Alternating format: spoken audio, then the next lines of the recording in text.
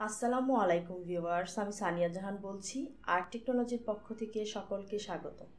আজকে আমি তোমাদের সাথে যেই টপিকসটি নিয়ে আলোচনা করব সেটি হচ্ছে সূত্রের সাহায্যে বর্গ নির্ণয়। ৩.১-এর ঘ নাম্বার অঙ্কটি। ঘ নাম্বার অঙ্কটিতে দেওয়া আছে 5x² - y। এই সংখ্যাটির বর্গ নির্ণয় করতে হবে। পরবর্তী ধাপে তাই আমরা 5x² - y² দেখালাম। এখন আমরা দেখতে পাচ্ছি এটি a - b হোল স্কোয়ারের সূত্রে পড়েছে। তাহলে আমরা জানি a - b হোল স্কোয়ারে আমরা কি পাই? a² - 2ab + b square.